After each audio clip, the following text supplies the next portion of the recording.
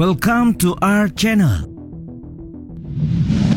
Jerman menjadi negara yang sangat ditakuti ketika Perang Dunia Kedua berlangsung. Bagaimana tidak, ketika itu Jerman dikomandoi oleh Adolf Hitler yang fenomenal. Mendengar namanya saja, seketika otak akan otomatis berpikir tentang kekejaman, bengis, tangan besi, otoriter, dan hal-hal menakutkan lainnya. Sebagai ketua partai Nazi Jerman, ia memimpin negaranya dalam menyulut terjadinya Perang Dunia II. Tidak hanya itu, karena ulahnya jugalah setidaknya sekitar 6 juta orang Yahudi harus meregang nyawa. Namun pada akhirnya, Jerman yang dipimpin oleh Adolf Hitler ini harus mengakui kekalahan mereka di medan perang. Lantas, mengapa ia bisa kalah? Bukannya Hitler didukung oleh pasukan militer yang mumpuni dengan peralatan militer yang juga canggih? Mari kita bahas.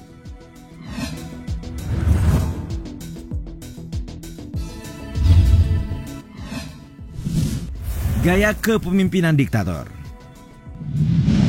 Kehebatan Nazi Jerman tidak dapat dimungkiri berasal dari figur pemimpinnya Adolf Hitler yang diktator dan ambisius. Tapi hal inilah yang juga menjadi bumerang bagi Jerman, sehingga mereka kalah. Melansir laman kompas.com, Jerman dipimpin oleh Adolf Hitler dengan gaya kepemimpinan diktator dan juga memaksakan ideologi fasisme. Hitler juga terkenal sebagai penguasa yang ambisius karena menekankan konsep kemurnian ras Jerman sebagai bangsa Arya. Selain itu, ia diketahui punya ambisi untuk mencaplok seluruh daratan Eropa yang menimbulkan pecahnya perang, yang pada akhirnya membuat Jerman menderita. Sedangkan mengutip laporan idntimes.com, gaya kepemimpinan yang diktator dari Hitler yang juga merangkap sebagai penghasut atau orator ulung. Marcel Susanto menulis artikel yang berjudul Mengapa Jerman Kalah di Perang Dunia II pada tahun 2018 mengungkapkan bahwa Hitler suka mengadu domba bawahannya. Pemimpin seperti dia hanya memikirkan cara agar tetap bisa duduk di singgasana kekuasaannya dan mempertahankan status quo dengan meminimalisasi ancaman dari para anak buahnya. Ia percaya bahwa manusia punya sikap yang serakah, sehingga ia diketahui memberikan tugas yang tumpang tindih untuk bawahannya. Apabila kehendaknya ditentang, pemimpin yang punya gaya kumis khas ini tidak segan menghukum penentangnya itu. Bahkan Hitler selalu ikut campur pada persoalan strategi perang yang telah disusun baik-baik oleh para jenderal. Ia juga memanipulasi para anggotanya agar mereka saling membenci, bersaing, dan juga saling menjatuhkan.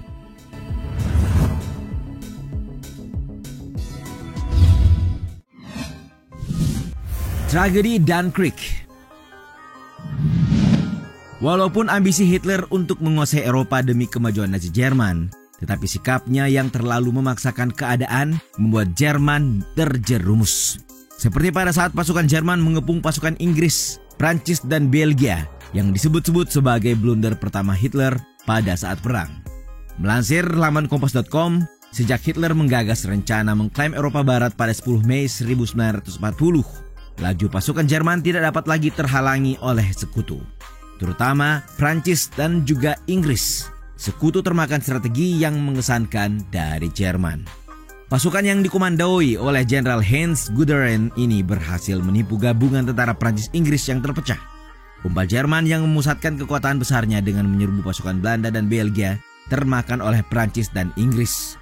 Sebab sayap bagian kiri di pegunungan Ardennes, tank-tank dan pasukan bermotor Nazi Jerman terus menerobos hingga mampu membelah kekuatan Prancis dan Inggris di Dunkirk. Sang jenderal serta ribuan tentaranya sedikit lagi menang, namun seluruhnya berubah total. Keberuntungan masih berpihak pada Prancis dan Inggris karena instruksi Hitler. Sulit dipahami dan ditawar oleh Guderian, diktator Hitler memerintahkan untuk tidak melanjutkan serangan atau melarang pasukan untuk maju. Sang jenderal pun patuh. Ratusan ribu tentara Prancis dan Inggris selamat dan Dunkirk gagal dijadikan ladang pembantaian karena instruksi dari Hitler sendiri. Padahal para sejarawan mengatakan bahwa bila pada saat itu militer Jerman menyerang pasukan musuh di Dunkirk, 50% kemenangan di pihak mereka. Bahkan, Perdana Menteri Inggris Winston Churchill mengatakan bahwa tentaranya kalah di Dunkirk, maka pihak sekutu dapat kalah dalam perang.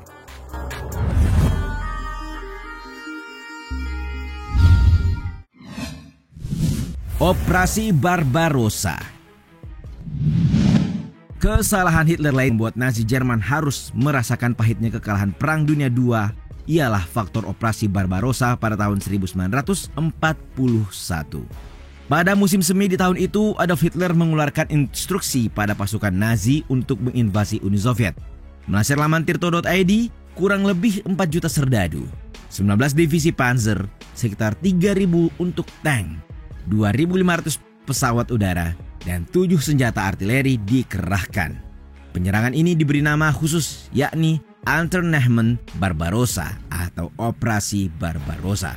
Banyak yang menganggap bahwa invasi Jerman ini pada dasarnya merupakan obsesi kebencian Hitler pada Uni Soviet yang menggenggam erat ideologi komunisme. Karena baginya, komunis turut dipengaruhi oleh Yahudi. Pada saat itu, Jerman nyaris mencaplok sebagian besar kawasan Uni Soviet dan pasukan Nazi sangat siap untuk menyerbu serta menaklukkan Moskow. Bahkan Stalin yang memegang kendali Soviet kala itu juga khawatir dengan pergerakan tentara Nazi. Stalin memerintah banyak tentara untuk berjaga di Moskow agar ibu kota negara dapat dipertahankan. Namun sayangnya, tidak jauh beda dengan tragedi Dunkirk. Hitler justru lebih memilih menguasai Ukraina dan Kaukasus yang kaya minyak bumi dibandingkan merebut Moskwa. Hal tersebut membuat Jenderal Franz Halder dan Gerd von Rundstedt protes pada kebijakan atasannya. Pandangan mereka lebih logis karena apabila Uni Soviet dapat ditaklukkan, maka Ukraina dan Kaukasus bakal lebih mudah diduduki. Peluang ini tidak dibuang saja oleh tentara Uni Soviet. Pasukannya berhasil memukul mundur militer Jerman yang tidak fokus menyerang Moskow.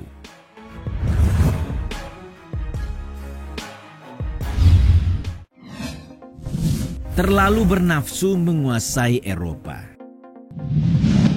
Dasar paling kuat bila menganalisis kekalahan Jerman di medan perang tentu saja karena ego dari Hitler yang terlalu berhasrat untuk menguasai Eropa. Mengutip laporan grid.id, tidak banyak yang tahu bahwa diktator paling kejam ini menggunakan intuisi saja untuk mengambil keputusan perang. Hal tersebut terungkap pada saat Albert Speer dimintai keterangannya di peradilan perang karena sebagian besar perwira militer Jerman diadili, terutama yang terlibat Holocaust. Albert menjelaskan bahwa Nazi Jerman di bawah pimpinan Hitler terlalu mengobarkan api peperangan. Hal ini lantaran Hitler yang terburu-buru ingin menguasai wilayah Eropa dan langsung menyerang Polandia pada tahun 1939. Perang inilah yang memicu adanya Perang Dunia II, dan Albert mengungkap bahwa di tahun tersebut industri Jerman sedang giat-giatnya membangun peralatan penunjang perang. Berarti Jerman diketahui belum matang sepenuhnya bila harus beradu kekuatan dengan negara lain. Cara ideal bisa dirunut sesuai rencana. Nazi Jerman betul-betul siap untuk meledakkan peperangan setidaknya 6 tahun lagi di tahun 1945. Bahkan, pendapat Albert ini pun sesuai dengan argumen sejumlah mantan perwira militer lainnya.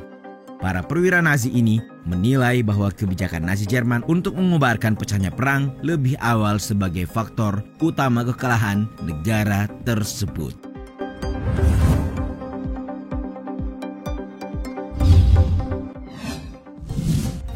The Day. Istilah The Day dapat diartikan sebagai situasi perang yang berada di fase klimaks permusuhan dengan Amerika Serikat dan para sekutunya. Walaupun tidak ada pemicunya, Jepang dan Amerika Serikat justru berbenturan. Jepang lebih dahulu mengajak Amerika Serikat untuk beradu kekuatan di kawasan Pasifik.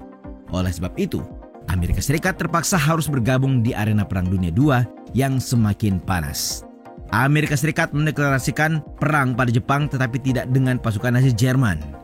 Namun Jerman yang sangat percaya diri untuk diketahui lebih dahulu mengajak Amerika Serikat untuk bertarung karena Hitler percaya bahwa Jerman dapat memenangkan perang.